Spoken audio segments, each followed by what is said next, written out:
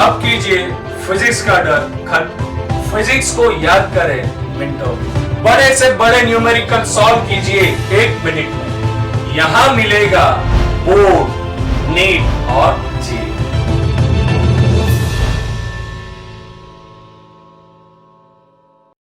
સ્વાધ્યાય પ્રશ્ન નંબર 3.1 જ્યાં કારની એક બેટરી આપી છે જેનું EMF 12 વોલ્ટ છે, જેનું આંતરિક અવરોધ 0.4 ઓહ્મ હોય તો બેટરીમાંથી કેટલો મહત્તમ પ્રવાહ ખેંચી શકાય। તો તમને ખ્યાલ હશે, જો આપણી પાસે એક બેટરી જેનો આંતરિક અવરોધ આપ્યો હોય અને બાહ્ય અવરોધ એને કેપિટલ R સાથે જોડવામાં આવે, આનો EMF એપ્સિલોન અથવા E હોય તો પરિપથમાંથી પસાર થતા પ્રવાહનું સૂત્ર હોય I ઇઝ ઇક્વલ્સ ટુ આમ તો ઓહ્મ્સ નિયમ પ્રમાણે V/R થાય છે, પણ પરિપથમાં જો આંતરિક અવરોધ આપ્યો હોય તો પ્રવાહનું સૂત્ર થાય છે I is equals to epsilon R plus R, જ્યાં R કેપિટલ R બાહ્ય અવરોધ છે અને સ્મોલ r આંતરિક અવરોધ છે।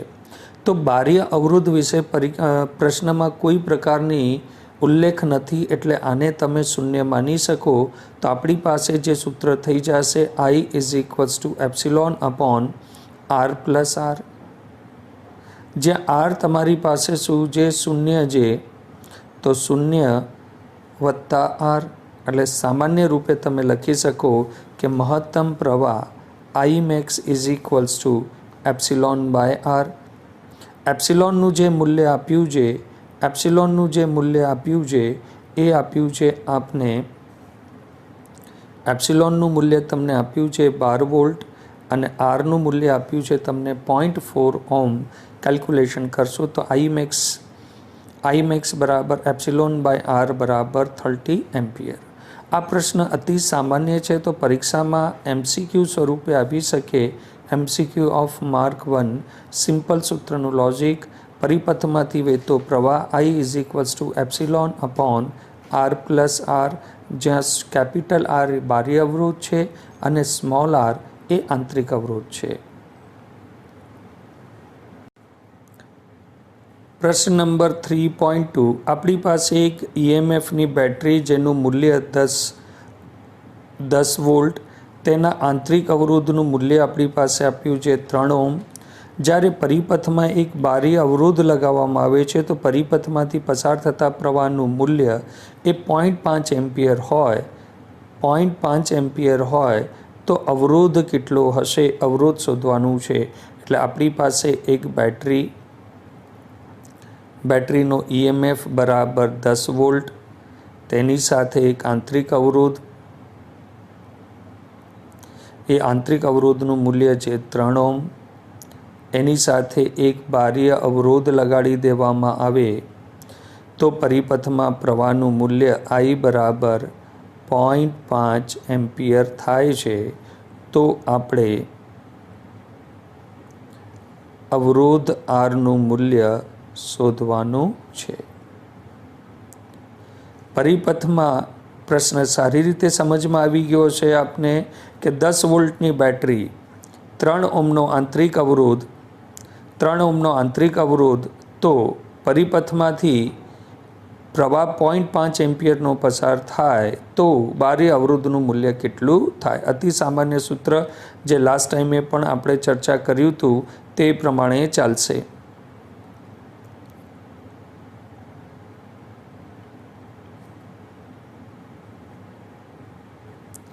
હવે આપણી પાસે જોઈએ તો પ્રશ્નને સોલ્વ કરવા માટે સૂત્ર જે I is equals to epsilon upon R plus R, જેનામાં તમને કેપિટલ R શોધવાનું છે। Iની વેલ્યુ આપી છે 0.5, એપ્સિલોનની વેલ્યુ આપી છે 10 વોલ્ટ અને Rની વેલ્યુ આપી છે 3 ઓહ્મ। એટલે આપણે એક પ્રકારથી Rને કરતાં બનાવીએ તો પણ જવાબ આવી જાય, વેલ્યુ રાખી દઈએ તો પણ આવશે। I is equals to epsilon upon R plus R, ચોકડી ગુણાકાર કરશું તો R વત્તા R is equals to epsilon by I, આરને કેપિટલ આરને કરતા બનાવો તો થઈ જશે R is equals to epsilon upon I minus I। R is equals to epsilon I minus I. Value રાખીને આપ કેલ્ક્યુલેશન કરશો તો જવાબ આવી જશે. આપણી પાસે જવાબ આવશે 17 ઓહ્મ. એટલે આ જે પરિપથ છે એ પરિપથમાં જો બાહ્ય અવરોધ તમે 17 ઓહ્મનો લગાવી દો તો પરિપથમાં તમને 0.5 એમ્પિયરનો પ્રવાહ પસાર થશે. પ્રશ્નનો હજી સેકન્ડ પાર્ટ બાકી છે. સેકન્ડ પાર્ટમાં શું કહે છે, જ્યારે પરિપથ બંધ હોય તો તે સ્થિતિમાં બેટરીનો ટર્મિનલ વોલ્ટેજ કેટલો હોય. બેટરીના ટર્મિનલ વોલ્ટેજનું સૂત્ર છે epsilon V is equals to epsilon minus IR પણ લખી શકાય. અને આપણી પાસે પ્રવાહ આવી ચૂક્યો છે તો ડાયરેક્ટ આપ ઓહ્મનો નિયમ પણ લગાડીને કેલ્ક્યુલેટ કરી શકો છો. બંને મેથડ છે. V is equals two IR. I તમને આપ્યો છે પરિપથમાં કેટલો આપ્યો છે 0.5 ઓહ્મ ગુણ્યા R બાહ્ય અવરોધ તમે કેટલો કેલ્ક્યુલેટ કર્યો છે 17 રાખીને કેલ્ક્યુલેશન કરશો તો આપ પાસે જવાબ આવી જશે. ટોટલ આપણી પાસે જવાબ થઈ જશે 0.8 વોલ્ટ. એટલે પ્રશ્નના બે જવાબ થાય છે કે પરિપથનો આંતરિક અવરોધ 17 ઓહ્મ અને પરિપથમાં બંધ સ્થિતિમાં વોલ્ટેજ ટર્મિનલ વોલ્ટેજ 8.5 વોલ્ટ આવે છે.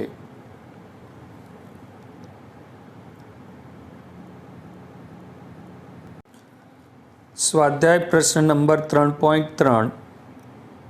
પ્રશ્ન નંબર 3.3 જેની અંદર ટોટલ બે ભાગ છે. પ્રથમ ભાગમાં આપણે 3 અવરોધ આપ્યા છે 1 ઓહ્મ 2 ઓહ્મ અને 3 ઓહ્મ. આ ત્રણેય અવરોધોને શ્રેણીમાં જોડવામાં આવે છે તો સંયોજનનું કુલ અવરોધ કેટલું હશે. અતિ સામાન્ય પ્રશ્ન, 10મા ધોરણનો પ્રશ્ન કે ત્રણ અવરોધ શ્રેણીમાં આપ્યા છે R1 R2 અને R3. ત્રણેયના મૂલ્ય છે 1 ઓહ્મ 2 ઓહ્મ અને 3 ઓહ્મ. તો શ્રેણી જોડાણ માટે સિરીઝ કોમ્બિનેશન માટે સમતુલ્ય અવરોધનું સૂત્ર થાય છે R5 લખ્યું છે પણ એને RS ગણજો, ટાઈપિંગ મિસ્ટેક છે. RS એટલે શ્રેણી અવરોધ. RS શ્રેણી સમતુલ્ય અવરોધ ઇઝ ઇક્વલ્સ ટુ R1 વત્તા R2 વત્તા R3. ત્રણેયના મૂલ્ય મૂકી દઈશું એટલે પ્રથમ ભાગ તો અતિ સામાન્ય થઈ ગયો કે કુલ સમતુલ્ય અવરોધ કેટલું થશે 6 ઓહ્મ. આનું મિનિંગ એ થશે કે આ 3 અવરોધની જગ્યાએ આપણે માત્ર 3 ઓહ્મની જગ્યાએ માત્ર જો આપણે એક જ અવરોધ લગાડીએ તો એ અવરોધનું જે મૂલ્ય હશે એટલે 3 અવરોધ R1 R2 R3 મળીને જે કામ કરશે એ માત્ર એક જ અવરોધ કાર્ય કરશે. એને સમતુલ્ય અવરોધ કહેવાય. તો સમતુલ્ય અવરોધનું મૂલ્ય થઈ જશે આપણી પાસે 6 ઓહ્મ, જેને આપણે સેકન્ડ પાર્ટમાં યુઝ કરશું. હવે આ સંયોજનને 12 વોલ્ટના EMF અને અવગણીય આંતરિક અવરોધ ધરાવતી બેટરી સાથે જોડવામાં આવે તો દરેક છેડા પર વોલ્ટેજ કેટલો હોય. તો દોસ્તો આપણે ખ્યાલ હશે કે આ પરિપથમાંથી પ્રવાહનું મૂલ્ય અને દરેકના છેડા પરનો વોલ્ટેજ શોધવાનો છે. તો આપને ખ્યાલ હશે કે જ્યારે અવરોધોને શ્રેણીમાં જોડવામાં આવે તો ત્રણેય અવરોધમાંથી પસાર થતા પ્રવાહનું મૂલ્ય સમાન હોય. એટલે દરેકમાં અવરોધમાંથી પ્રવાહ સમાન પસાર થાય. એટલે ત્રણેય અવરોધમાંથી પ્રવાહ કેટલો પસાર થશે I. તો સર્વપ્રથમ આપણે I પ્રવાહ શોધશું. તો I ઇઝ ઇક્વલ ટુ શું થશે એપ્સિલોન અપોન સમતુલ્ય અવરોધ RS. તો આપણે એપ્સિલોન EMF કેટલો આપ્યો છે 12 વોલ્ટ અને સમતુલ્ય અવરોધ આપણી પાસે આવી ગયો છે 6 ઓહ્મ. તો પરિપથમાંથી વહેતો પ્રવાહ થઈ જશે I is equals to epsilon upon RS. તો એપ્સિલોન આપણી પાસે જે 12 વોલ્ટ અપોન RS સમતુલ્ય અવરોધ છે 6. તો પરિપથમાંથી પ્રવાહ થતો પ્રવાહ આપણી પાસે આવી જશે 2 એમ્પિયર. તો એનો મતલબ એ થયો કે દરેક અવરોધમાંથી R1 R2 અને R3 ત્રણેયમાંથી જે પ્રવાહ પસાર થશે જેનું મૂલ્ય આવ્યું છે આપણી પાસે I બરાબર 2 એમ્પિયર. 2 એમ્પિયર. હવે આ અવરોધ છે 1, તો આના છેડા પર જે વિદ્યુત સ્થિતિમાન હશે V1 એ થઈ જશે ઓહ્મ્સ નિયમ પ્રમાણે V is equals two IR. I કેટલું છે આપણી પાસે 2 × 1, એટલે આના છેડા પર વિદ્યુત સ્થિતિમાન થઈ જશે 2 વોલ્ટ. એ જ પ્રમાણે આનું અવરોધ છે, બીજા અવરોધનું મૂલ્ય છે 2 ઓહ્મ, એનામાંથી પણ પ્રવાહ પસાર થાય છે, તો V2 is equals two I × R2. બંનેના મૂલ્ય મૂકશું. I આપણી પાસે આવ્યો છે 2, અવરોધ છે 2, એટલે આનો જવાબ થશે 4. મતલબ કે R2ના છેડા પરનો વોલ્ટેજ આપણે મળશે 4. હવે ત્રીજી કેલ્ક્યુલેશન કરીએ આપણે, તો ત્રીજા અવરોધમાં પ્રવાહનું મૂલ્ય છે 2, અવરોધનું મૂલ્ય છે 3, તો ટોટલ આપણી પાસે થઈ જશે 6 વોલ્ટ. પ્રશ્ન બહુ સિમ્પલ છે. એક વાત ધ્યાન રાખજો, જ્યારે અવરોધ શ્રેણીમાં જોડવામાં આવે તો તેનામાંથી પસાર થતા પ્રવાહનું મૂલ્ય સમાન હોય, જેથી આપણે કહી શકીએ કે વોલ્ટેજ ડ્રોપ પણ કહી શકાય. ઘણી વખત પરીક્ષામાં કેટલો વોલ્ટેજ થાય એની જગ્યાએ પૂછવામાં આવે છે કે વોલ્ટેજ ડ્રોપ કેટલો થશે. તો વોલ્ટેજ ડ્રોપ આવે તો વિદ્યાર્થીઓ કન્ફ્યુઝ થઈ જાય છે. તો વોલ્ટેજ ડ્રોપનો મતલબ જ એ થાય કે વોલ્ટેજ કેટલા છે એ શોધવાનું છે. તો V1 બરાબર સૂત્ર શું લખ્યું છે આપણી પાસે? V1 બરાબર I1R, V2 બરાબર I2R2 અને V3 બરાબર થઈ જશે IR3. બધાની વેલ્યુ મૂકી મેથેમેટિકલી કેલ્ક્યુલેશન્સ કરશું તો આપણી પાસે જવાબ આવી જશે અનુક્રમે 2 વોલ્ટ, 4 વોલ્ટ અને 6 વોલ્ટ. તો વિદ્યાર્થી મિત્રો, આપણી પાસે જે પ્રશ્ન હતો એનામાં 2 ભાગ હતા. પહેલા ભાગમાં સમતુલ્ય અવરોધ શોધવાનું હતું, અતિ સામાન્ય સૂત્ર, અને બીજો ભાગ થોડુંક સામાન્ય કેલ્ક્યુલેશન જેવું છે.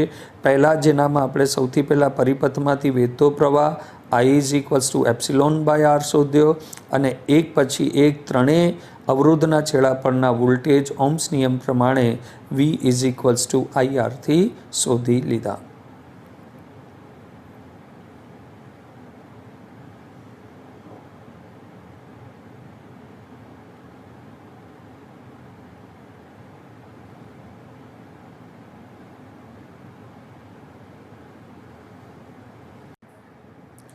પ્રશ્ન નંબર 3.4 જેનામાં 2 ભાગ છે.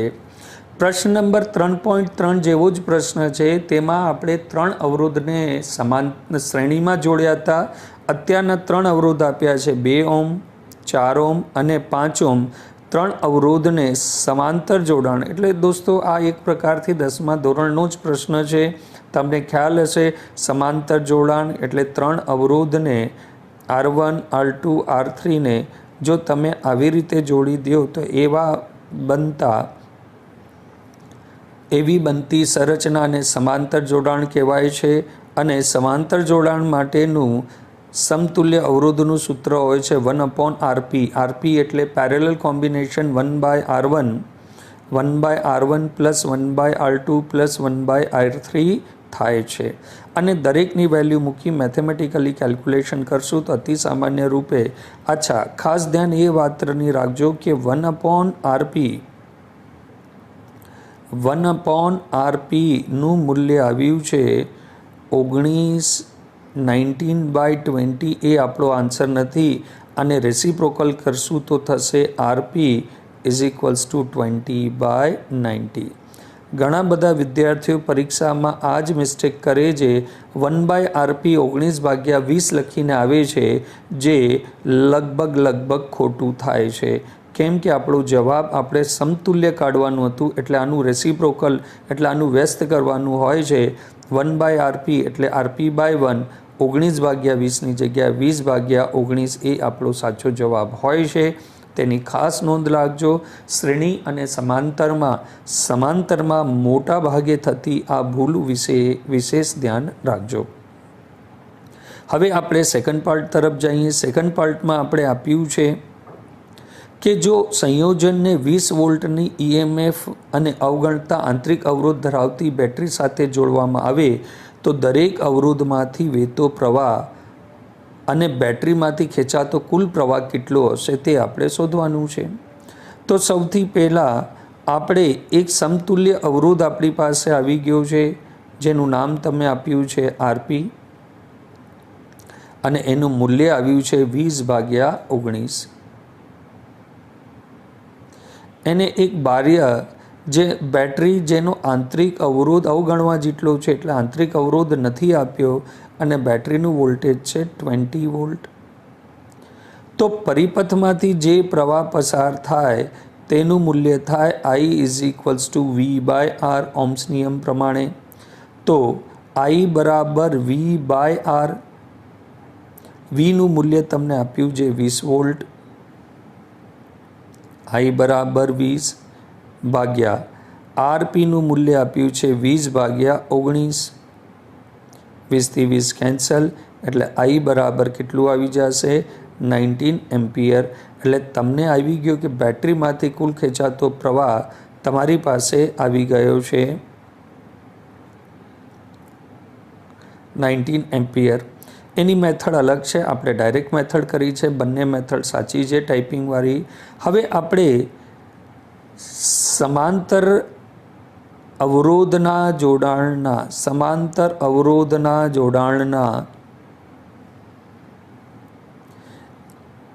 એક બેસિક પ્રોપર્ટી ઉપર ચર્ચા કરી કે દરેકના છેડા પરનો વોલ્ટેજ સમાન હોય.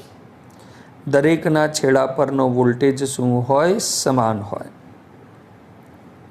બેટરી આપણે કેટલા વોલ્ટની લગાવી છે? બેટરી આપણે લગાવી છે 20 વોલ્ટની. તો આપને વોલ્ટેજનું મૂલ્ય જે આપ્યું છે એ 20 વોલ્ટ છે અને અહીંયાથી જે પ્રવાહ પસાર થાય છે દરેકમાં અલગ અલગ થશે. તો સિમ્પલ ઓહ્મ્સ લો લગાવશો તો આપ પાસે પ્રવાહનું મૂલ્ય આવી જશે. આ R1નું મૂલ્ય આપણી પાસે છે 2 ઓહ્મ. તો પ્રવાહ I = V/R. વોલ્ટેજ આપણી પાસે કેટલા છે 20 અને અવરોધનું મૂલ્ય છે 2. કેન્સલ થશે એટલે આ પરિપથમાં પ્રવાહ થઈ જશે તમારી પાસે 10 એમ્પિયર. અહીંયા સેકન્ડ અવરોધ માટે કેલ્ક્યુલેશન થશે. વોલ્ટેજ છે 20, અવરોધનું મૂલ્ય છે 4 એટલે આ પ્રવાહનું મૂલ્ય થઈ જશે 5. ત્રીજાની કેલ્ક્યુલેશન માટે વોલ્ટેજ સમાંતરમાં વોલ્ટેજ સમાન હોય 20 ભાગ્યા અવરોધનું મૂલ્ય છે 5 એટલે આ થઈ જશે 4 એમ્પિયર. એટલે તમે ઇન્ડિવિજ્યુઅલ કેલ્ક્યુલેશન્સ કરશો તો I1 બરાબર વોલ્ટેજ 20 અને અવરોધનું મૂલ્ય છે એનું 2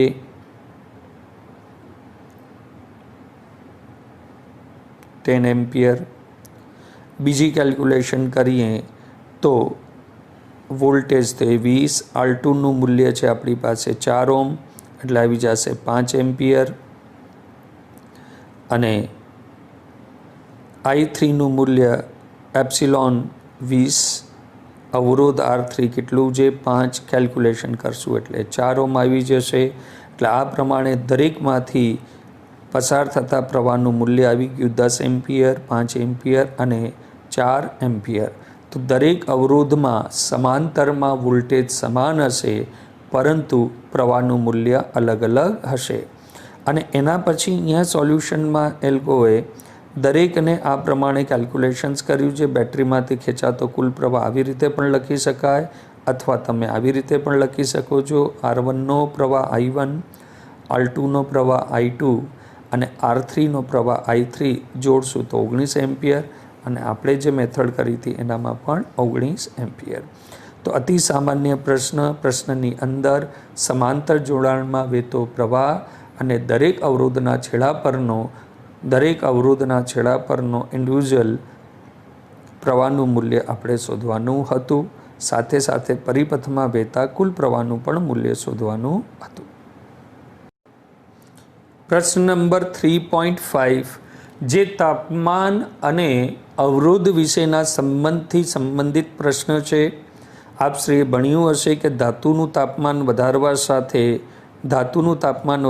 સાથે અવરોધ પણ વધે છે. હાલાકી આ કોન્સેપ્ટની જરૂર નથી, પણ એના સાથેનું જે આપણે સૂત્ર ભણી આવ્યા છે કે તાપમાન વધવા સાથે અવરોધ વધે છે, અને વધતા અવરોધનું સૂત્ર આપણી પાસે હોય છે આર થીટા બરાબર R0 ઇન્ટુ બ્રેકેટ 1 પ્લસ, વિદ્યાર્થી મિત્રો અહીંયા થોડું કરેક્શન છે એ કરી લેજો, અહીંયા પ્લસ આવશે 1 પ્લસ અલ્ફા થીટા માઇનસ 0, જ્યાં 0ને તમે શું લીધું છે? રેફરન્સ ટેમ્પરેચર, સંદર્ભ તાપમાન.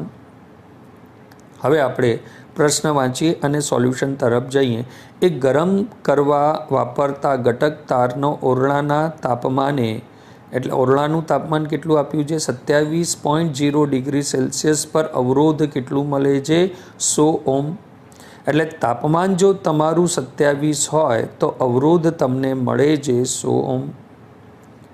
જો અવરોધના દ્રવ્યની અવરોધકતાનું તાપમાન ગુણાંક એટલે અલ્ફાનું મૂલ્ય આપ્યું છે 1.70 ઇન્ટુ 10⁻⁻4 ડિગ્રી સેલ્સિયસ ઇન્વર્સ આપેલ હોય, તો તારનો અવરોધ 170 ઓહ્મ થાય તો તારનું તાપમાન શોધો.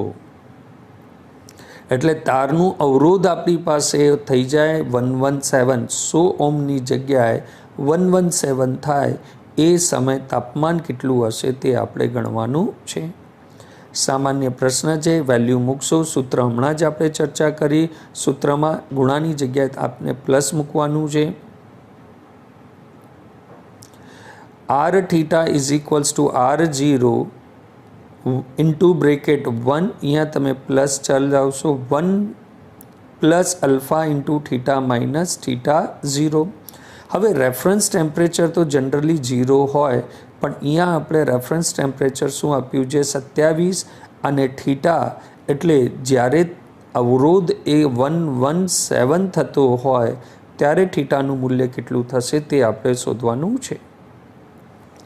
તો આર થીટા એટલે 170. રેફરન્સ ટેમ્પરેચર આપણી પાસે કેટલું છે? 27 ઉપર અવરોધ કેટલો છે? R27 કેટલું થઈ જશે? 100 ઓહ્મ. આની જગ્યાએ 100 રાખ્યું. 1 પ્લસ અલ્ફાનું મૂલ્ય ઇન્ટુ બ્રેકેટમાં તમે શું આવશે? Theta minus 27. તો દોસ્તો, જો આને વેલ્યુ રાખીને તમને કન્ફ્યુઝન થતું હોય તો તમે સિમ્પલી પણ કરી શકો છો. કેવી રીતે? કે અલ્ફાનું મૂલ્ય નહીં મૂકવાનું, અલ્ફાનું મૂલ્ય લાસ્ટ સુધી ચલાવવાનું એટ ઇટ ઇઝ, અને પછી વેલ્યુ રાખશો તો જવાબ આવી જશે. કેવી રીતે?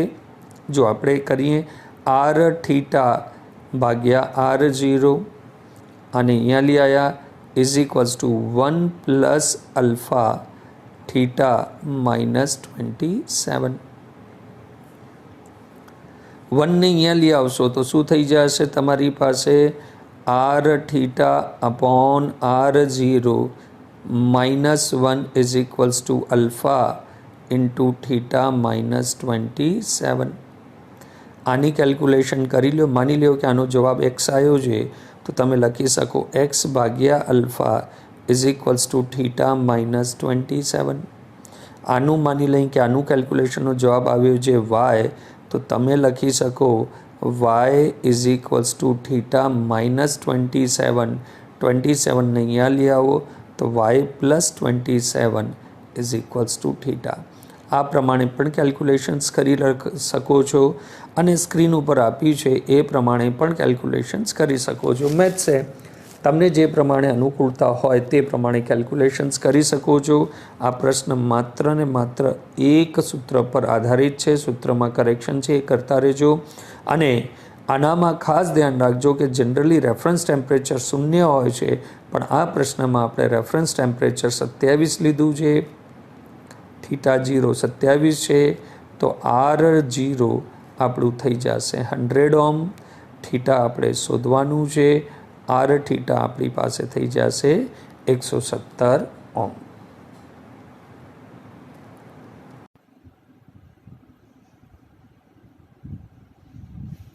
પ્રશ્ન નંબર 3.6. અને 3.6 અતિ સામાન્ય પ્રશ્ન છે. એનું કારણ છે કે અવરોધનું સૂત્ર લગાવવાનું છે. R is equals to rho અવરોધકતા L તારની લંબાઈ ભાગ્યા A તારનું આડછેદનું ક્ષેત્રફળ. A એટલે તારનો અવરોધ.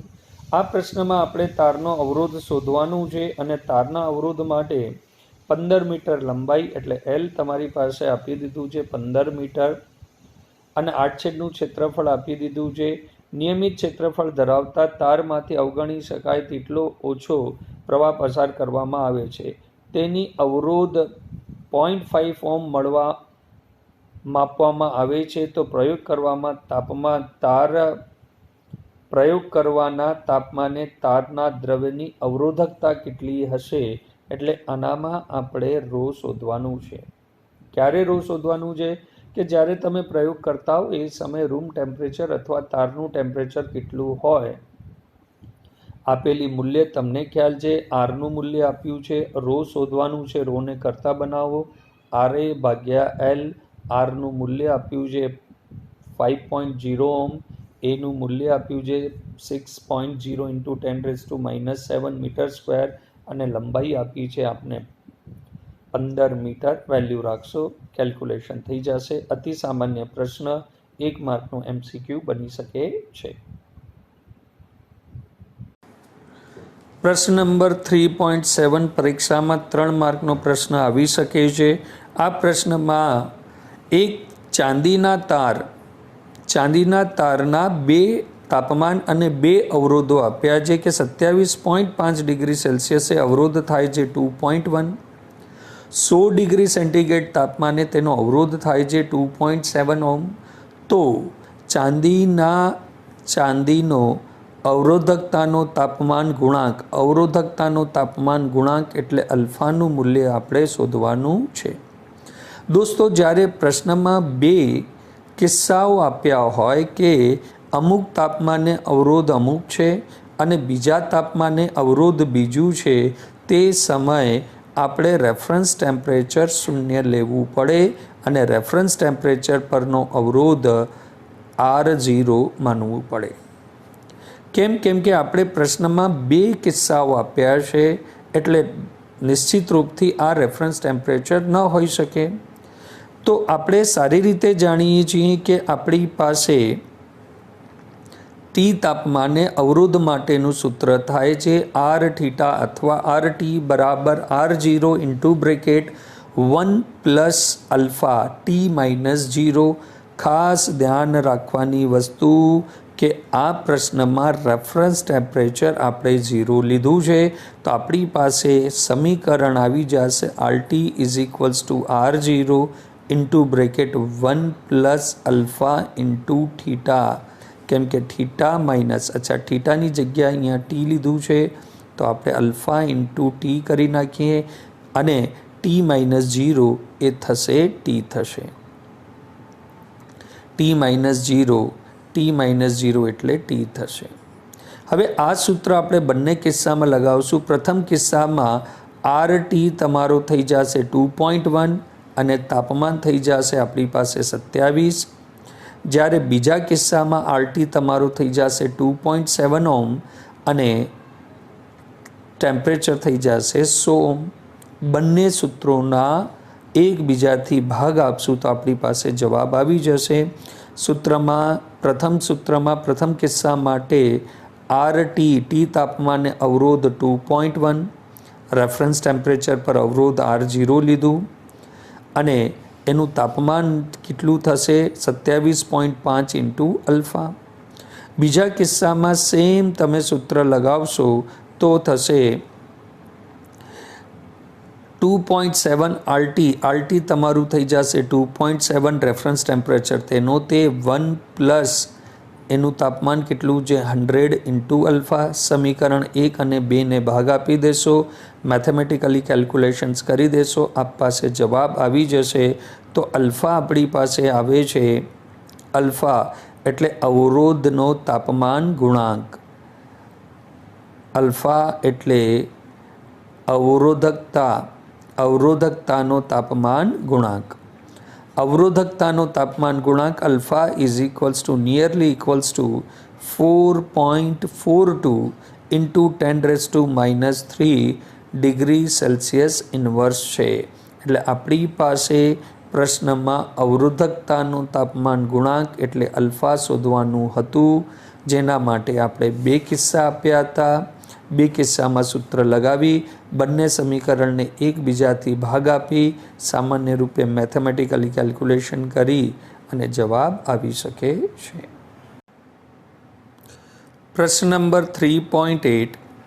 હવે આ જે પ્રશ્ન છે તે પ્રશ્નમાં થોડું કોમ્પ્લિકેશન વધારી દીધું છે. પરીક્ષા પ્રમાણે આ પ્રશ્નના માર્કિંગ 3 થઈ શકે, એટલે એ પરથી આ આઈએમપી પ્રશ્ન થઈ શકે. કોમ્પ્લિકેશન, જો પેપર ટફ આવે તો આવા પ્રકારના પ્રશ્નો આવી શકે છે. પ્રશ્નની અંદર જનરલી આપણે અત્યાર સુધી તાપમાન અને અવરોધ વિશે માટેના સૂત્રો ભણ્યા હતા, પણ અહીંયા પ્રશ્નને કોમ્પ્લિકેટેડ કરીને સૌ પ્રથમ અવરોધને પણ ક્યાંક હિડન કરી નાખ્યો છે. એટલે સૌથી પહેલાં આપણે અવરોધ શોધવાના છે અને પછી તેના પરથી આપણે તાપમાન પર જવાનું રહેશે. પ્રશ્ન આપણે વાંચીએ. પ્રશ્નમાં એક નિક્રોમ બનાવેલા તારને ગરમ કરવામાં આવે છે, પણ એને ગરમ કરતાં પહેલાં કરવામાં આવે તો 230 વોલ્ટ સાથે જોડતા પ્રારંભમાં 3.2 એમ્પિયરનો પ્રવાહ ખેંચે છે. એટલે 230 વોલ્ટ ઉપર તારમાંથી 3.2 એમ્પિયરનો પ્રવાહ પ્રાપ્ત થાય છે. વોલ્ટેજ અને પ્રવાહ આપ્યું છે, તેના પરથી અવરોધ તમે R1 શોધી શકો છો. એટલે આપણે પહેલું અવરોધ મળી ગયું છે આપણી પાસે. આપણે પહેલું અવરોધ મળી ગયું છે. કયા પ્રમાણે આપણે અવરોધ શોધ્યું? આપણે અવરોધ એ શોધ્યું કે 230 વોલ્ટ ઉપર પ્રવાહ આટલો મળે છે.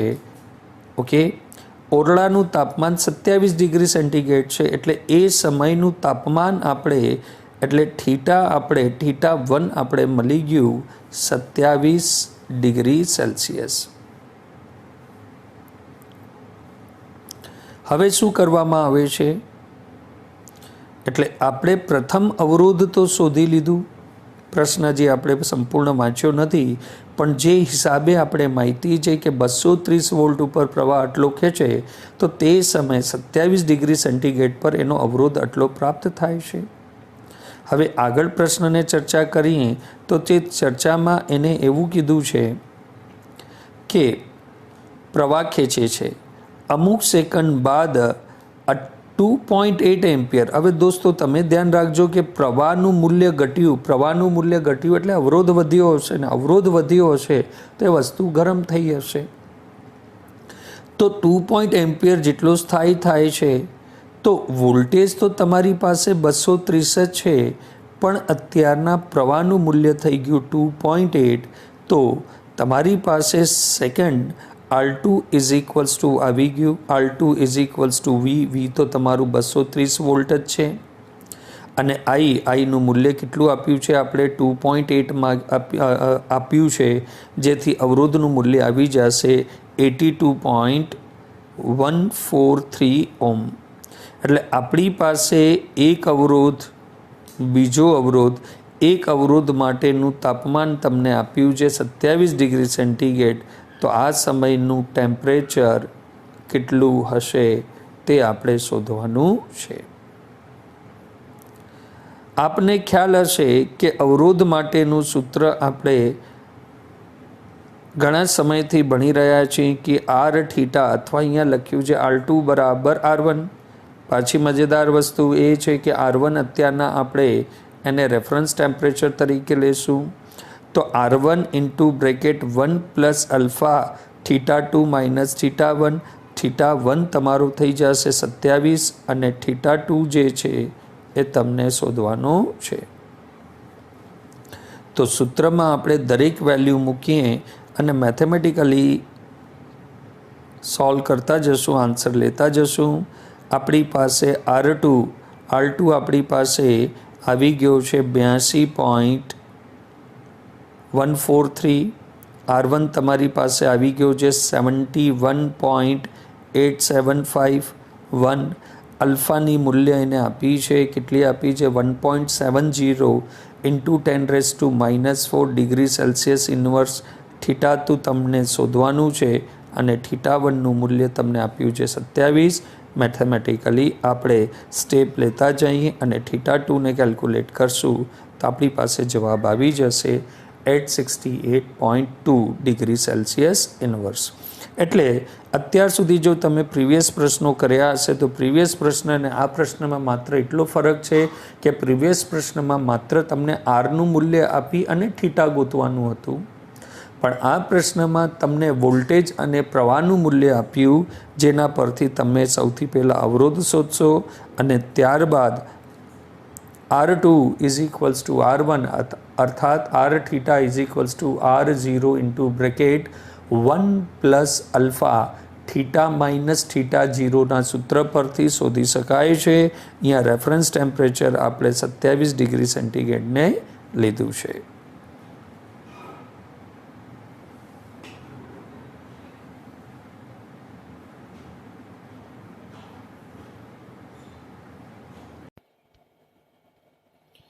પ્રશ્ન 3.11 જેની અંદર આપણે 8.0 વોલ્ટ EMF વાળી એક બેટરી જેનો આંતરિક અવરોધ 0.5 ઓહ્મ આપેલો છે. એટલે વિદ્યાર્થી મિત્રો આપણી પાસે એક બેટરી છે જેનો EMF 8 વોલ્ટ આપ્યો છે, તેની સાથે તમે એક આંતરિક અવરોધ જોડ્યો છે. એટલે આંતરિક અવરોધ બેટરીનો જ છે, જોડ્યો નથી. આંતરિક અવરોધ 0.5 ઓહ્મ છે. તેની સાથે તેને ચાર્જિંગ કરવા માટે એક બેટરી જેનો વોલ્ટેજ 120 વોલ્ટ છે તેને બાહ્ય અવરોધ 15.5 ઓહ્મ સાથે જોડવામાં આવે છે. એટલે આની સાથે તમે એક બાહ્ય અવરોધ લગાવ્યો જેની વેલ્યુ છે 15.5 વોલ્ટ અને આ બેટરી 120 વોલ્ટની ડીસી બેટરી છે. તો આના વોલ્ટેજ તમારી પાસે 120 છે અને આના વોલ્ટેજ 8 છે. પ્લસ સાથે પ્લસ ટર્મિનલ જોડવામાં આવે તો 120 વોલ્ટની બેટરીમાંથી પ્રવાહ નીકળશે અને 8 વોલ્ટની બેટરીમાં પોઝિટિવ ટર્મિનલથી પ્રવાહ અંદર જશે. એટલે આ બેટરીનું થશે ચાર્જિંગ. તો પ્રશ્નમાં કીધું છે 8 વોલ્ટ EMF વાળી બેટરી જેનો આંતરિક અવરોધ 0.5 ઓહ્મ છે તેની 120 ડીસી વાળી બેટરી સપ્લાય સાથે 15.5 ઓહ્મના અવરોધની મારફતે વિદ્યુત ભારિત કરવામાં આવે છે. આ વિદ્યુત ભારિત પ્રક્રિયા દરમિયાન બેટરીનો આંતરિક અવરોધ, દોસ્તો અહીંયા કરેક્શન છે, આંતરિક અવરોધ નથી, તેનો ટર્મિનલ વોલ્ટેજ શોધવાનો છે. ટર્મિનલ વોલ્ટેજ V શોધવાનો છે. EMF આપેલો છે. એટલે ફરીથી પ્રશ્ન પર આપણે ચર્ચા કરશું કે આપણી પાસે એક ચાર્જિંગ કરવા માટેની બેટરી જેનું EMF 8 વોલ્ટ, તેનું આંતરિક અવરોધ તમને આપ્યું છે 0.5 ઓહ્મ, તેની સાથે એક બાહ્ય અવરોધ જોડવામાં આવે જેની વેલ્યુ છે 15.5 ઓહ્મ અને આ બેટરીને ચાર્જિંગ કરવા માટે તમે 120 વોલ્ટની ડીસી બેટરી જોડવામાં આવે. આના વોલ્ટેજ કેટલા છે? 120. એટલે EMF 120 વોલ્ટ આપ્યું છે. તો આ 120 વોલ્ટની બેટરી દ્વારા 8 વોલ્ટની બેટરીને ચાર્જિંગ કરવામાં આવે છે. જે બેટરી ચાર્જિંગ થઈ રહી છે તેનો આંતરિક અવરોધ 0.5 ઓહ્મ છે અને તેને બાહ્ય અવરોધ 0.15 ઓહ્મ 15.5 ઓહ્મ સાથે જોડવામાં આવે છે. તો બેટરીનો ટર્મિનલ વોલ્ટેજ શોધવાનો છે. પ્રશ્નમાં કરેક્શન છે. પ્રશ્નમાં અહીંયા આંતરિક અવરોધ લખ્યું છે દોસ્તો, ટાઈપિંગ મિસ્ટેક છે. એ આંતરિક અવરોધની જગ્યાએ તમને શોધવાનું છે આ જે બેટરી દ્વારા તમે ચાર્જિંગ કરી રહ્યા છો તેનો ટર્મિનલ વોલ્ટેજ શોધવાનો છે. તો પરિપથમાં વહેતો પ્રવાહ કેટલો થશે? પરિપથમાં વહેતો પ્રવાહ ઓહ્મ્સ નિયમ પ્રમાણે થાય I = V/R. હવે અહીંયા પરિપથમાં એકથી વધુ અવરોધ છે, એક આંતરિક અવરોધ છે અને એક બાહ્ય અવરોધ છે. દોસ્તો, બેટરી ચાર્જિંગ થાય કે બેટરી ડિસ્ચાર્જિંગ થાય, આંતરિક અવરોધ હોય અને બાહ્ય અવરોધ હોય, અવરોધ અવરોધનું જ કાર્ય કરે, એટલે પરિપથનો કુલ અવરોધ થઈ જશે R પ્લસ R. આમ તો પરિપથમાં તમારી પાસે વોલ્ટેજ કેટલા છે? 120 વોલ્ટ છે, પણ એનામાંથી 8 વોલ્ટ તો બેટરીને ચાર્જિંગમાં વપરાઈ જશે. એટલે તમારી પાસે પરિપથમાં પ્રવાહ માટે એકચ્યુઅલ વોલ્ટેજ કેટલા હશે? મૂળ વોલ્ટેજમાંથી ચાર્જિંગના વોલ્ટેજ બાદબાકી કરશું તો સૂત્ર આપણી પાસે બની જાય છે I is equals two V minus voltage minus epsilon upon R plus R. દરેક વેલ્યુ આપણે આપી છે. V તમને આપ્યું છે 120 વોલ્ટ, E તમને આપ્યું છે 8 વોલ્ટ, R તમને આપ્યું છે 15.5 અને સ્મોલ r આંતરિક અવરોધ આપ્યો છે 0.5 ઓહમ. દરેક વેલ્યુ મૂકશું. 120 - 8 અપોન 15.5 વત્તા 0.5 એટલે સરવાળો કરી મેથેમેટિકલી કેલ્ક્યુલેશન કરશું તો આપણી પાસે જવાબ આવી જશે 7 એમ્પિયર. તો પરિપથમાં ચાર્જિંગ માટે જે પ્રવાહ વહે છે તેનું મૂલ્ય આપણી પાસે આવી ગયું છે 7 એમ્પિયર. એક બેટરી જેને ચાર્જિંગ કરી રહ્યા છો, આંતરિક અવરોધ આપ્યો છે. બીજી બેટરી ડીસી બેટરી જેને બાહ્ય અવરોધ R સાથે જોડી અને તમે તેને ચાર્જિંગ કરો છો.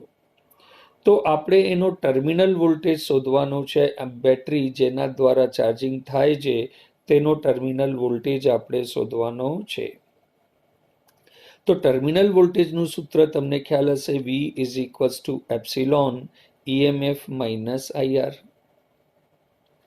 હવે જો બેટરી ચાર્જિંગ થતી હોય, જો તમે આ કેલ્ક્યુલેશન, હવે ટર્મિનલ વોલ્ટેજ અહીંયાનો આ બેટરી માટે પણ એ જ હશે અને આ બેટરી માટે પણ એ જ કહેવાશે. તો જો બેટરી ચાર્જિંગ થતી હોય અથવા બેટરી ડિસ્ચાર્જિંગ થતી હોય, જો ડિસ્ચાર્જ બેટરી કઈ થાય છે 120 વોલ્ટની અને ચાર્જિંગ બેટરી કઈ થાય છે 8 વોલ્ટની, તો જો તમે ટર્મિનલ વોલ્ટેજ 8 વોલ્ટની બેટરી પ્રમાણે કેલ્ક્યુલેટ કરશો તો તે ચાર્જિંગ થાય છે, તો ચાર્જિંગના સમયે ટર્મિનલ વોલ્ટેજનું જે સૂત્ર હશે તે સૂત્ર V is equals to epsilon minus IR ની જગ્યાએ થઈ જશે પ્લસ IR. એટલે તમે બેટરીનો ટર્મિનલ વોલ્ટેજ માટેનું સૂત્ર કાં તો આ રાખી શકો છો અને જો આ જ કાર્ય તમે બીજા બેટરી સાથે કરવા માંગતા હો, અર્થાત ચાર્જિંગ વાળી બેટરીથી કરવા માંગતા હો, તો સમીકરણ થઈ જશે V dash is equals two V minus I capital R. બંને મેથડ દ્વારા તમે કરી શકો છો, જે પણ મેથડ યોગ્ય લાગે, પણ મારા પ્રમાણે જે પ્રથમ મેથડ છે એ વધુ યુઝફુલ અને જલ્દી સમજમાં આવે એવી છે. V dash terminal voltage is equals to epsilon minus IR છે. ક્યારે? જ્યારે બેટરી ડિસ્ચાર્જિંગ થતી હોય, પણ અત્યારના બેટરી આપણી ચાર્જિંગ થાય છે એટલે એની જગ્યાએ શું આવશે? પ્લસ. EMF કેટલો છે? 8 વોલ્ટ. પ્રવાહ આપણે કેટલો કાઢ્યો છે? 7 એમ્પિયર. અને ઇન્ટરનલ રેઝિસ્ટન્સ R કેટલું છે? 0.5. કેલ્ક્યુલેશન કરશો તો આપ પાસે જવાબ આવી જશે 11.5 વોલ્ટ. અને બીજા સૂત્રથી પણ કરશો, બીજી મેથડથી પણ કરશો તો જવાબ એ જ આવવાનો છે. હવે પ્રશ્નના આપણે બીજા પહેલું તરફ જઈએ, બીજા વાત સુધી જઈએ. એનામાં શું કીધું છે? વિદ્યુત ભાર માટેના પરિપથમાં શ્રેણી અવરોધ રાખવાનો હેતુ શું હોય છે? તો તમને ખ્યાલ છે કે ઓહ્મ્સ નિયમ પ્રમાણે V is equals two IR. તમે I પ્રમાણે વોલ્ટેજ અને A પ્રમાણે તમે પ્રવાહને મેનેજ કરી શકો છો. જેટલો પરિપથમાં પ્રવાહની આપણે જરૂર હોય તે પ્રમાણે આપણે અવરોધને મેન્ટેન કરી શકીએ છીએ. તો અહીંયા એ જ જવાબ લખ્યો છે. ચાર્જિંગ કરવા માટે પરિપથમાં અવરોધ એટલા માટે જોડવામાં આવે છે કે જેથી ડીસી સપ્લાયમાં મળતો પ્રવાહ ઘટાડી શકાય, તેથી ઉષ્મા ઉર્જાનો ઘટાડો થાય. આમ પ્રવાહનું મૂલ્ય ઘટાડવાનો હેતુ હોય છે. તમને ખ્યાલ છે કે જૂલ ઉષ્મા H is equals two IRT હોય છે. R ને તમે તમારા હિસાબે મેનેજ કરી અને ઉષ્મા ઉર્જામાં થતો ઘટાડો તમે ઘટાડી શકો છો. ઇન શોર્ટ, તમને પરિપથમાં જેટલો પ્રવાહની જરૂર હોય વત્તા ઉર્જાનો વ્યય ન્યૂનતમ થાય, ઉર્જાનું લોસ ન્યૂનતમ થાય, તેને મેનેજ કરવા માટે આપણે પ્રવાહનું મૂલ્ય ઘટાડવાનું હોય છે. તો વિદ્યાર્થી મિત્રો, એક વખત પ્રશ્ન ફરીથી 8 વોલ્ટની બેટરી, આંતરિક અવરોધ 0.5, 120 વોલ્ટની ડીસી બેટરી સાથે બાહ્ય અવરોધ 15.5 ઓહ્મ જોડી ચાર્જિંગ કરવામાં આવે તો બેટરીનો આંતરિક અવરોધ નથી શોધવાનો, બેટરીનો ટર્મિનલ વોલ્ટેજ શોધવાનું છે. તે અહીંયા કરેક્શન કરીને પ્રશ્ન સમજવો અને સોલ્યુશન આપને સમજાયું તે પ્રમાણે છે.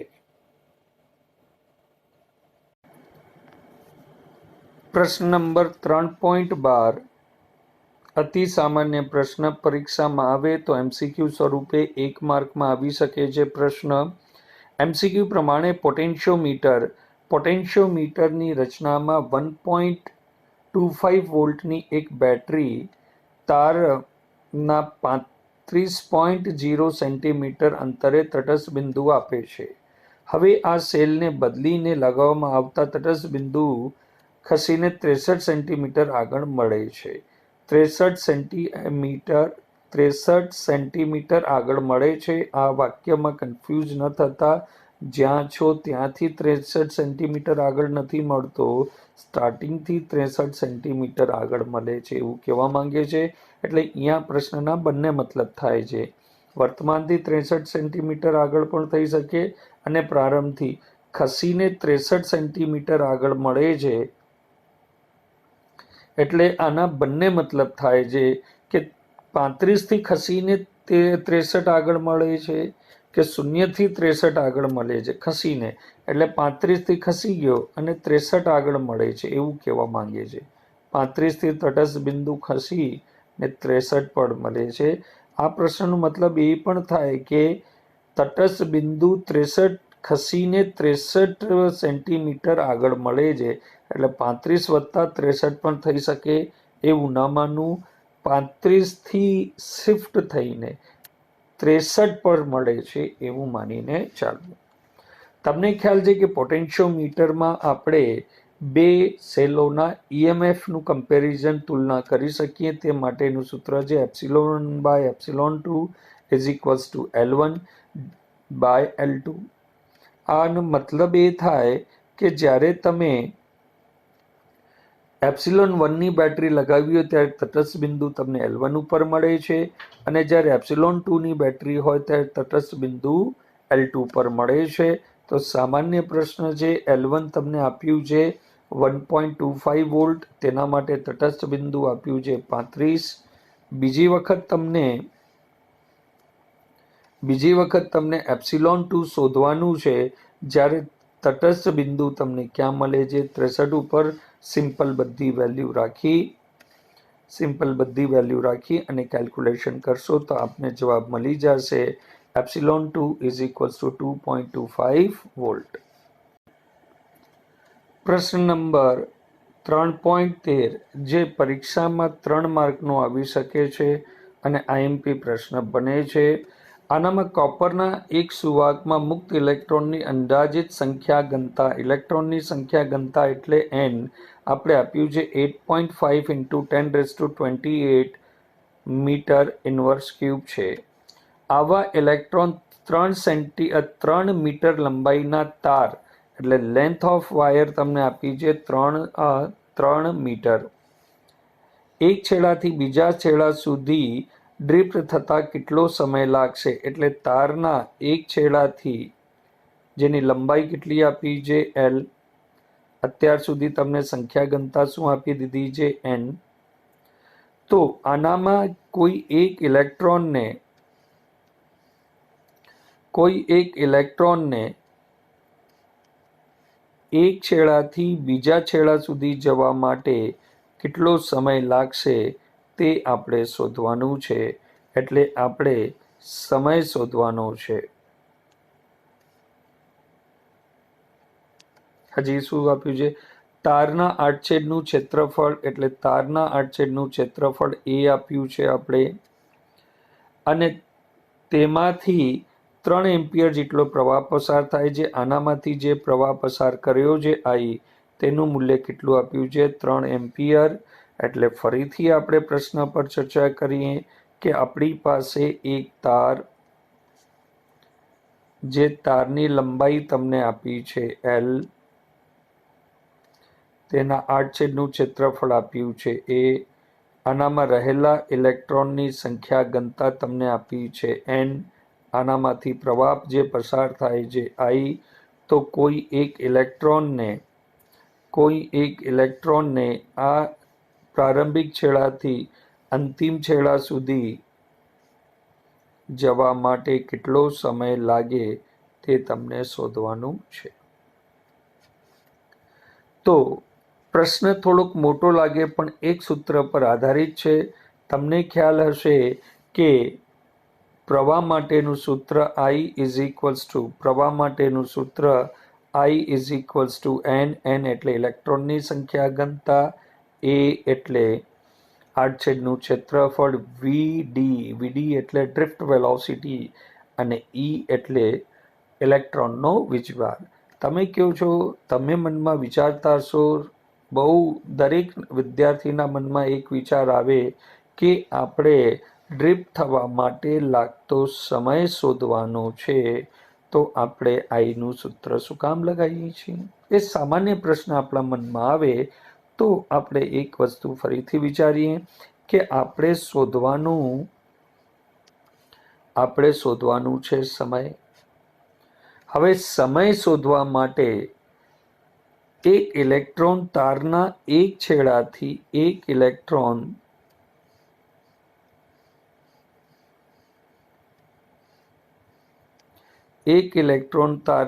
છેડાથી બીજા છેડા સુધી નીકળે છે ત્યારે તેને લાગતો સમય, તો જો ઇલેક્ટ્રોન અહીંયાથી પસાર થતો હોય તો આપણે સૂત્ર લગાવીએ V is equals two D/T.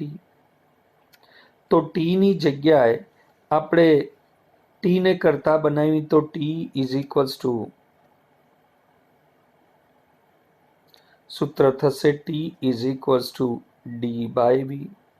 D એટલે કાપેલું અંતર આપણી પાસે કેટલું થઈ જશે? જેટલી તારની લંબાઈ.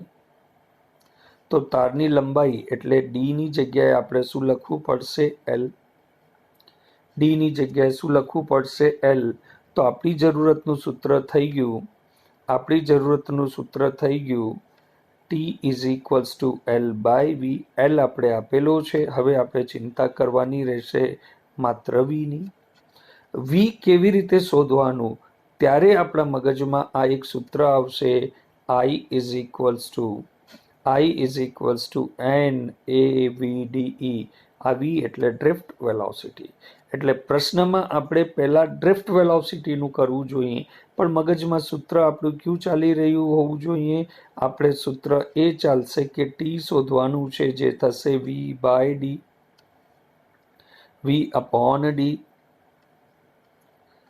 D/V.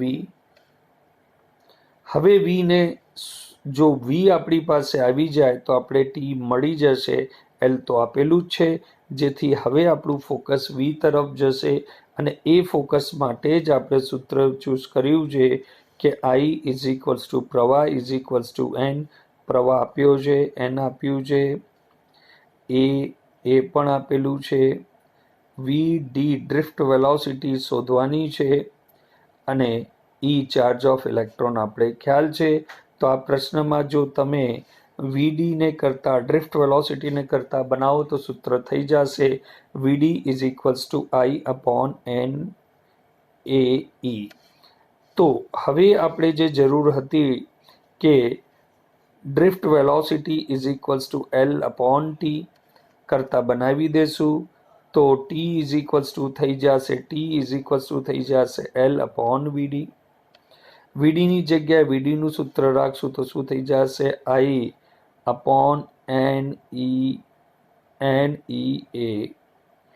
દરેક વેલ્યુ રાખી દેશું, તમારી પાસે જવાબ આવી જશે. પ્રશ્ન અતિ સામાન્ય પ્રશ્નની શ્રેણીમાં આવી શકે. કેમ કે બે સૂત્રથી સંબંધિત છે એટલે પ્રશ્નના 3 માર્ક થાય અને પરીક્ષા પ્રમાણે અતિ આઈએમપી પ્રશ્ન બને છે. કેમ કે અત્યાર સુધીના આપણે આ એક્સરસાઇઝના પ્રશ્નો જોયા એ લગભગ સિંગલ કોન્સેપ્ટ ઉપર ડિપેન્ડ હતા, પણ આનામાં 11th વત્તા 12thનો 2 કોન્સેપ્ટ લાગે છે એટલે પરીક્ષા પ્રમાણે 3 માર્કનો પ્રશ્ન આઈએમપી બને છે. ફરીથી એક વખત આપ જોઈ શકો છો, દરેક વેલ્યુ રાખી અને જવાબ સેકન્ડમાં આવે છે અને તમારી પરીક્ષાની જવાબની જરૂરત પ્રમાણે સેકન્ડમાં આપ 3 મીટરમાં ફેરવી શકો છો, જે પ્રમાણે 3600થી ગુણાભાગ કરી સેકન્ડ, મિનિટ અને કલાક તમે કાઢી શકો છો. અધરવાઇઝ જો તમે પ્રશ્નનો જવાબ અહીંયા રાખી દો તો પણ સાચો છે, પણ જો ટેક્સ્ટ બુકમાં એને જવાબ આપ્યો છે તો ત્યાં સુધી જવા વિનંતી.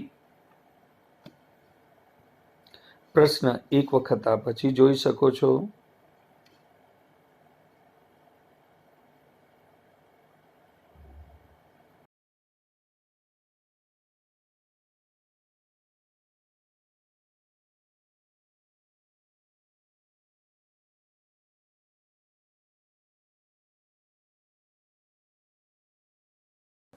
ચેપ્ટર 3 પ્રશ્ન નંબર 1. એક તારમાંથી વહેતા વિદ્યુત પ્રવાહનું સમય સાથે સૂત્ર I I0 plus alpha T મુજબ બદલાય છે. I0ની વેલ્યુ 10 એમ્પિયર આપી છે, અલ્ફાનું મૂલ્ય આપ્યું છે 4 એમ્પિયર સેકન્ડ ઇનવર્સ. તો તારના કોઈ આડછેદમાંથી પ્રથમ 10 સેકન્ડમાં પસાર થતો વિદ્યુતભાર શોધો. તો આપને ખ્યાલ છે આપણી પાસે પ્રવાહ I Q/T થાય છે, એટલે જનરલી આપણે લખીએ છીએ I dQ/dt. સામાન્ય પ્રશ્ન છે, ક્રોસ મલ્ટીપ્લાય કરીને તમારી પાસે એક સમીકરણ આવે છે dQ I dt. જો ટોટલ આપણે વીજભાર જોઈએ તો આપણે ઇન્ટિગ્રેશન્સ ઓફ dQ કરી નાખીએ તો આપણી પાસે જવાબ આવી જાય. તો તે પરથી આપણે જે સોલ્યુશન તમને સ્ક્રીન પર દેખાય છે એનામાં ટોટલ વીજભાર Q ઇન્ટિગ્રેશન્સ ઓફ dQ, એટલે તમારી પાસે થઈ જશે ઇન્ટિગ્રેશન ઓફ dQની જગ્યાએ dQની value I0 plus alpha T into dt. દોસ્તો અહીંયા ફિઝિક્સ સમાપ્ત થાય છે. હવે જે પણ સોલ્યુશન છે મેથેમેટિકલી છે. ટીની વેલ્યુ પ્રથમ 10 સેકન્ડમાં એટલે પ્રારંભમાં ટીનું મૂલ્ય 0 હશે અને અંતમાં ટીનું મૂલ્ય થાય છે 10 સેકન્ડ, એટલે ઇન્ટિગ્રેશનની લિમિટ થઈ જશે 0 થી 10 સેકન્ડ. હવે મેથેમેટિકલી આપણે સોલ્યુશન કરીએ તો આપણી પાસે ઇન્ટિગ્રેશન્સને સોલ્વ કરવા માટે આ જે ઇન્ટિગ્રેશન્સની વેલ્યુ છે એને 2 પાર્ટમાં તોડવામાં આવે છે. ઇન્ટિગ્રેશન્સ ઓફ I0 dt વત્તા ઇન્ટિગ્રેશન્સ ઓફ અલ્ફા ટી dt, બંનેની લિમિટ 0 to 10. હવે દોસ્તો આપણે સ્ક્રીન નાની હોવાથી પહેલે માત્ર આટલા ઇન્ટિગ્રેશન્સ કરશું. Integrations of I0 dt limit 0 to 10. I0 અચળાંક છે કેમ કે આપણે ઇન્ટિગ્રેશન ટીની સાપેક્ષ કરી છે, તો I0 dt limit 0 to 10. I0 તો I0 રહેશે જેનું મૂલ્ય આપ્યું છે 10 ઇન્ટુ ડીટીનું કેટલું થઈ જશે T લિમિટ 0 to 10. આને સોલ્વ કરશું તો I0ની જગ્યાએ રાખશું 10 upper limit minus lower limit એટલે 10 ગુણ્યા 10, એટલે પ્રથમ ઇન્ટિગ્રેશન્સનો આન્સર આવી જશે 10 ગુણ્યા 10 બરાબર 100. જે આપ જોઈ શકો છો માત્ર પહેલા ઇન્ટિગ્રેશનનો part I0 dt limit 0 to 10. I0 અચળાંક હોવાથી બારે આવી ગયું ઇન્ટિગ્રેશન ઓફ dt, જેનું થશે I0 dtનું t limit 0 to 10. Upper minus lower કરશું I0 10 ઇન્ટુ I0નું મૂલ્ય 10 હોવાથી 10 ગુણ્યા 10 એટલે પ્રથમ મૂલ્ય આવી જશે 100. હવે આપણે બીજા ઇન્ટિગ્રેશનની ચર્ચા કરશું, જેની અંદર ઇન્ટિગ્રેશન અલ્ફા ટી ડીટી ટીની સાપેક્ષ કરતા હોવાથી અલ્ફા અચળાંક, લિમિટ તો 0 to 10 છે જ, તો alpha into integration T DT limit 0 to 10. હવે આને સોલ્વ કરશું. અલ્ફા ઇન્ટિગ્રેશન ટીનો થશે t²/2 લિમિટ 0 to 10, એટલે અલ્ફા ઇન્ટુ 10, 10નો સ્ક્વેર 100/2 માઇનસ 0, એટલે થશે 50 અલ્ફા. 50 અલ્ફા અને અલ્ફાનું મૂલ્ય પણ આપને આપ્યું છે 4, એટલે 50 ગુણ્યા 4 કેટલા થશે 200, અને આનો જવાબ કેટલો છે 100. કેલ્ક્યુલેશન કરશું એટલે જવાબ આવી જશે 300. પ્યોર મેથેમેટિકલી પ્રશ્ન છે, જેને આપ નોટ ડાઉન કરી શકો છો.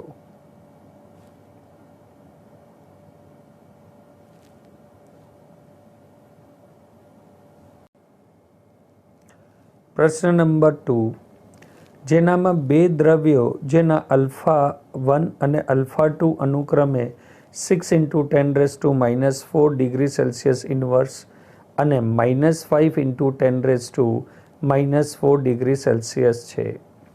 પ્રથમ દ્રવ્ય માટે અવરોધકતા ρ20 એટલે રેફરન્સ ટેમ્પરેચર 20 છે તેના પર, અથવા તમે કહી શકો કે 20 ડિગ્રી સેન્ટીગ્રેડ પર તેની અવરોધકતા 2 × 10⁻8 ઓહ્મ મીટર છે.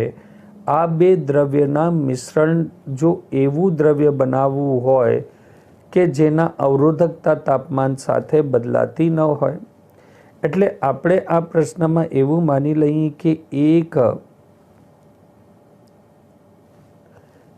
એક પદાર્થ છે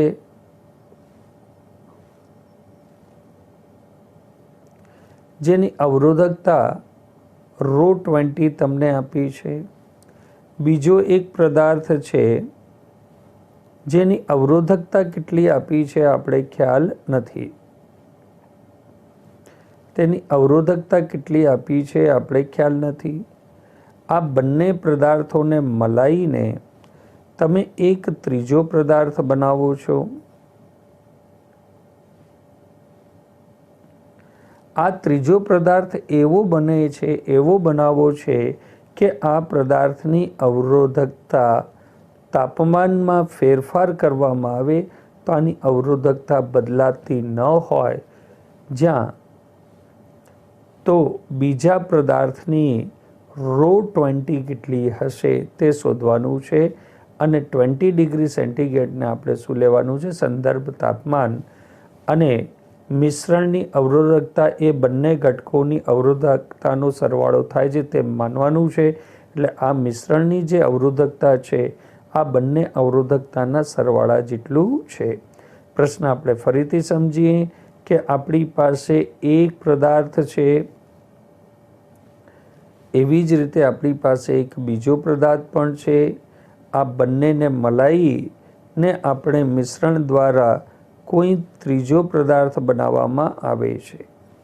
હવે આ પદાર્થ એવો બને છે કે આની તાપમાન સાથે અવરોધકતા નથી બદલાતી, આની અવરોધકતા આપી છે, તો આ બીજા પદાર્થની અવરોધકતા સંદર્ભ તાપમાને તમને શોધવાની છે. તો પ્રશ્નમાં આપણે ખ્યાલ છે કે સંદર્ભ તાપમાને અવરોધકતા જો આપણે લેવી, સંદર્ભ તાપમાન 20 ડિગ્રી આપેલ હોવાથી થીટા તાપમાને અવરોધકતાનું સૂત્ર ખ્યાલ છે તમને. ρθ ઓરિજિનલ સૂત્ર છે ρ0, પણ આપણું સંદર્ભ તાપમાન 20 છે એટલે આપણે લીધું છે 20 1 plus alpha coefficient of temperature of resistivity theta -20. આ સૂત્ર પરથી આને સૌથી પહેલાં એક સાદું રૂપ આપીને પછી વિકલન કરશું તો આપણે ખ્યાલ આવશે. ρ20નો અંદર ગુણાકાર કરશો તો ρθ = 1 × ρ20 વત્તા અલ્ફા સાથેનો ગુણાકાર થશે ρ20 × alpha into bracket theta minus reference temperature 20. આનો ગુણા અંદર કરશું તો કેટલું થશે ρ20 એમનું એમ ρ20 alpha into theta minus row 20 alpha into 20. જ્યારે આનું ડિફરન્શિએશન થીટાની સાપેક્ષ કરવામાં આવશે તો આ બંને પદો અચળ થઈ જશે, એટલે આ બંને પદોની વેલ્યુ થઈ જશે 0 અને માત્ર આ જ પદનું ડિફરન્શિએટ થશે, એટલે ડિફરન્શિએટ થયા બાદ આ થશે ડી બાય ડી થીટા. તો અલ્ફા રો 20 અલ્ફા અને થીટાનું થશે 1, એટલે આનો જે જવાબ આવી જશે એ જવાબ તમારી પાસે માત્ર આવશે રો 20 ઇન્ટુ અલ્ફા, જે અહીંયા ડાયરેક્ટ લખ્યો છે. એટલે કહી શકાય કે આ સમીકરણ જે લીધું છે તાપમાન અવરોધકતાનું તાપમાન સાથેના સંબંધનું સમીકરણનું ડિફરન્શિએટ આવશે rho theta by D theta is equals to rho 20 into alpha. તો જો આપણે પ્રથમ દ્રવ્ય માટે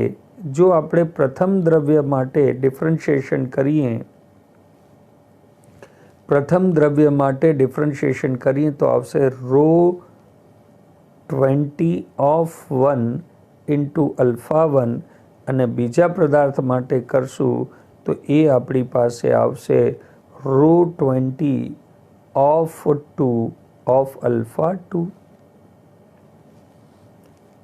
પ્રશ્નમાં આપણે આપ્યા અનુસાર હવે મિશ્રણની અવરોધકતા જે છે, મિશ્રણની અવરોધકતા એ બંને અવરોધકતાનો સરવાળો છે એવું આપણે એને પ્રશ્નમાં આપેલું છે.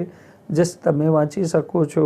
શું આપ્યું છે આપણે કે મિશ્રણની અવરોધકતા બંને ઘટકોના અવરોધકતાના સરવાળો થાય તેમ ધારો અથવા તેમ માનવાનું છે, અને આપણે તે જ માન્યું છે. અહીંયા શું લખ્યું છે? મિશ્રણની અવરોધકતા બંનેની અવરોધકતાનો સરવાળો છે. તાપમાન સાથે ન બદલાતી હોવાથી એટલે તમે લખી શકો છો rho theta upon D theta, theta અહીંયા તાપમાન છે, is equals to D rho theta 1 by D theta વત્તા D rho theta 2 by D theta. હવે આ તાપમાન સાથે નથી બદલાતી હોવાથી તેનું મૂલ્ય 0 થશે અને rho theta 1 plus rho theta upon D theta બરાબર 0 અને લેફ્ટ હેન્ડ સાઈડ લઈ RHS તરફ લઈ જશું તો માઇનસ થશે. આની જગ્યાએ તેના મૂલ્ય મૂકી દઈએ એટલે આપણી પાસે પ્રશ્નમાં આવી જશે rho 20 of 1 alpha 1 is equals to minus row 20 of alpha 2 into alpha 2. આનામાંથી તમને જોતી વેલ્યુને કરતા બનાવી દો એટલે જવાબ આવી જશે. આપણે રો થીટાનું મૂલ્ય રો થીટા 2નું મૂલ્ય શોધવાનું હતું, તેને કરતા બનાવી અને બાકીની વેલ્યુ રાખી અને જવાબનું સૂત્ર જવાબ શોધી શકાય છે. ખાસ તો અહીંયા મિત્રો તમને ધ્યાન રાખવા જેવી વસ્તુ છે કે row 20 of 1 alpha 1 is equals to minus row 20 of 2 alpha 2, જેનામાંથી રો 20 ઓફ 2 ને કરતા બનાવી લેશો તો તમારી પાસે જવાબ આવી જશે minus row 20 of 1 into alpha 1 upon alpha 2. પ્રશ્નમાં દરેક વેલ્યુ આપી છે તેનું મૂલ્ય રાખી અને કેલ્ક્યુલેશન કરશો તો આપણી પાસે અલ્ફા 2નું મૂલ્ય આવી જશે 2.4 ઇન્ટુ 10⁻⁻8 ઓહ્મ મીટર. પ્રશ્નને એક વખત જોઈ શકો છો. પરીક્ષા માટે અતિ IMP પ્રશ્ન 3 અથવા 4 માર્કનો પ્રશ્ન બની શકે છે, તો એક વખત તમે પ્રશ્નને નોટ ડાઉન કરવા માટે જોઈ શકો છો.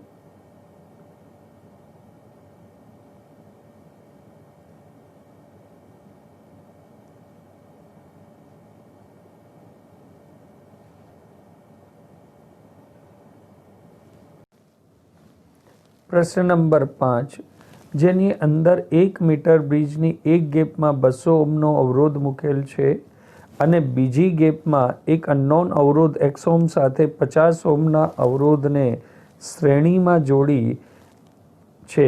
અત્રે અજ્ઞાત અવરોધ x ઓહ્મ અમુક તાપમાન ધરાવતા હીટ બાથમાં રાખેલ છે. જો તે તટસ્થ બિંદુએ 50 સેન્ટીમીટર અંતરે મળતું હોય તો અજ્ઞાત અવરોધનું મૂલ્ય અને તાપમાન શોધો. મીટર બ્રિજની કુલ લંબાઈ 1 મીટર છે, તો જનરલી 1 મીટર જ હોય છે. અજ્ઞાત અવરોધનું 0 ડિગ્રી એટલે સંદર્ભ ડિગ્રી તાપમાને મૂલ્ય 100 ઓહ્મ છે અને એક્સ દ્રવ્યનો અલ્ફા 5 × 10⁻³ ડિગ્રી સેલ્સિયસ ઇન્વર્સ છે. તો દોસ્તો તમને ખ્યાલ છે કે આપણે જો મીટર બ્રિજ બનાવીએ તો મીટર બ્રિજ કંઈક આવા પ્રકારનું હોય છે.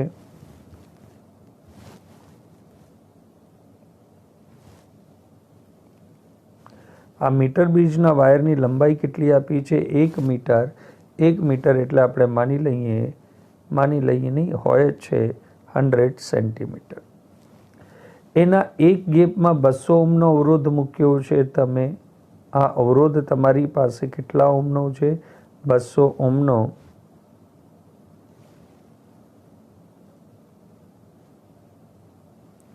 અને જે બીજો ગેપ છે એ બીજા ગેપમાં જે તમે છે 1 ઓહ્મના અવરોધને 50 ઓહ્મના અવરોધ સાથે શ્રેણીમાં જોડ્યો છે. આ 1 ઓહ્મનો અવરોધ અને તેને 50 ઓહ્મના અવરોધ સાથે શ્રેણીમાં જોડવામાં આવે છે. આ અવરોધ છે 50 ઓહ્મનો અને આ અવરોધ છે 1 ઓહ્મનો. હવે 1 ઓહ્મનો અવરોધ જે છે એ 1 ઓહ્મના અવરોધને હીટ બાથમાં મૂકવામાં આવે છે. 1 ઓહ્મના અવરોધને હીટ બાથમાં મૂક્યું છે. તો તમને બંને વસ્તુ શોધવાની છે. અજ્ઞાત અવરોધનું 0 ડિગ્રી સેન્ટીગ્રેડે મૂલ્ય 100 ઓહ્મ હોય તો અજ્ઞાત અવરોધનું મૂલ્ય અને તેનું તાપમાન, હીટ બાથનું જે તાપમાન હશે એ જ અવરોધનું તાપમાન હશે, એ આપણે શોધવાનું છે. મીટર બ્રિજના પ્રથમ ગેપમાં જે અવરોધ હતો, તમને ખ્યાલ છે કે મીટર બ્રિજ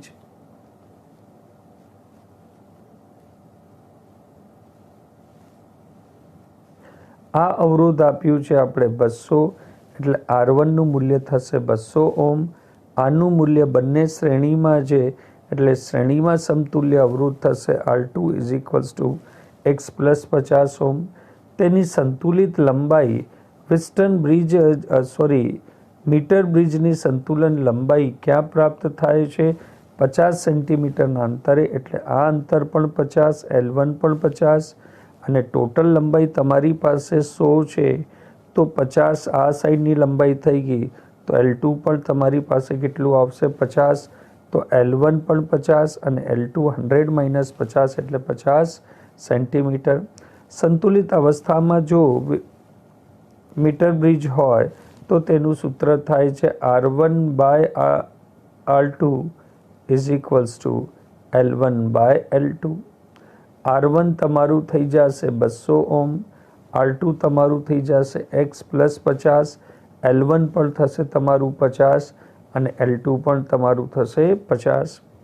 બધી વેલ્યુ રાખીને આપ કેલ્ક્યુલેટ કરશો તો તમારી પાસે x અજ્ઞાત અવરોધ કેટલું આવી જાય છે?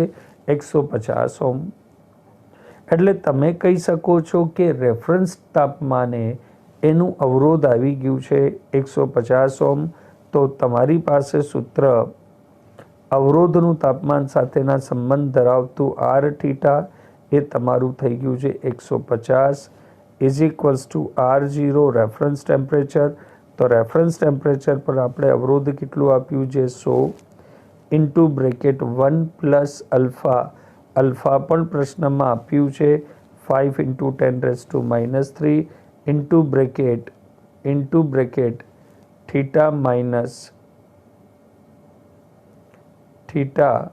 θ-0. તો તે દરેક વેલ્યુ મૂકીને આપ કેલ્ક્યુલેશન કરી શકો છો. અહીંયા સૂત્ર એક્સના સ્વરૂપમાં લખ્યું છે અને આપણે આરમાં લખ્યું હતું R θ = R0 into bracket 1 plus alpha into theta minus 0 કેમ કે રેફરન્સ ટેમ્પરેચર 0 છે. આર થીટાની વેલ્યુ છે 150. આની વેલ્યુ કેટલી છે આપણી પાસે 100. 1 પ્લસ અલ્ફા પણ આપ્યું છે. રેફરન્સ ટેમ્પરેચર 0 છે અને આનામાં થીટાને કરતા બનાવી અને આપ જવાબ લાવી શકો છો, જે જવાબ આવે છે 100 ડિગ્રી સેન્ટીગ્રેડ. અહીંયા આપણે બે વસ્તુ ગોતવાની હતી. અજ્ઞાત અનનોન રેઝિસ્ટન્સ જેની વેલ્યુ તમારી પાસે આવી 150, એને જે હીટ બાથમાં મૂક્યું હતું તેના સાથેનું temperature theta is equals two 100 degree Celsius.